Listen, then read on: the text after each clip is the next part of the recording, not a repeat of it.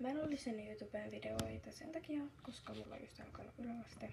Ja muutenkin mulla on ollut kaikkea kiirettä tässä näin. Niin mä ajattelin, että mä kuvaan tän nopeasti tämmösen pienen informaatiovideon, minkä takia mulla tulee nyt vähän harvemmin kaikkia näitä videoita ja tämmösiä.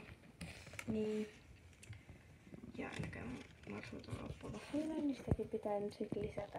Mutta niin, eli siis mulla on vaan ollut ihan tosi kiire. Ja mun marsut siis, ne on ihan hyvässä kunnossa ja voi hyvin ja on innokkaita ja semmoista. On päässyt joka päivä jalottelemaan ja niin edespäin. Eli hyvin menee meillä tässä näin. Ja tosiaan siis mun piti julkaista joskus kauan aikaa sitten, 2 kuukautta sitten itse asiassa yksi video, missä mä vaihoin kaikkia marsujen järjestyksiä ja kaikkia tämmöisiä niiden tavaroiden järjestyksiä. Ja missä mä siivosin tätä huonetta, mitä niinku on nyt marsulla. Niin mä en sit saanut ikinä aikaiseksi lisättyä sitä tänne. Niin se sit vähän niinku jäi. Ja mun marsut on vieläkin vähän arkoja.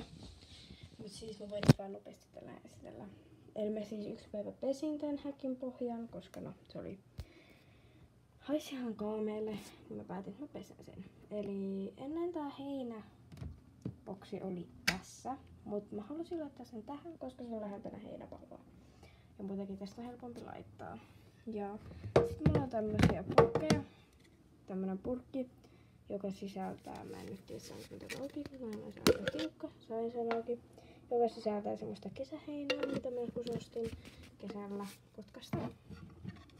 Ja sit täällä on tää mun sininen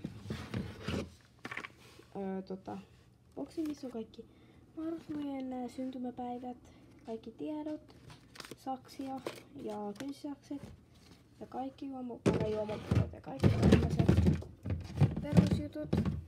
Ja täällä on ihan vaan marsujen ruuat.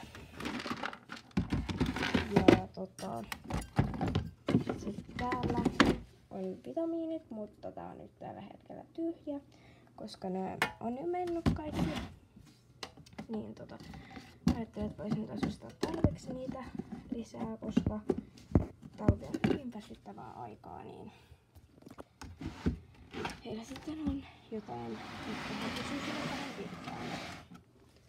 Joo, niin. Eli ei mulla oikeastaan paljon muuta, että ajattelin vaan tehdä tämmösen pienen informaation, että minkä takia ei tullut videoa. Niin. Ja mä nyt sen takia vähän otan mun sormia pois aina kun Juli tulee tuolta, koska se yleensä aina yrittää syödä mun sormia, kynsiä ja semmoista. Voi sua pientä. Niin ihan sen takia.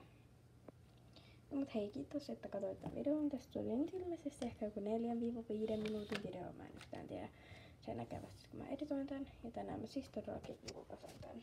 Eli kiitos kun katsoit. Moikka!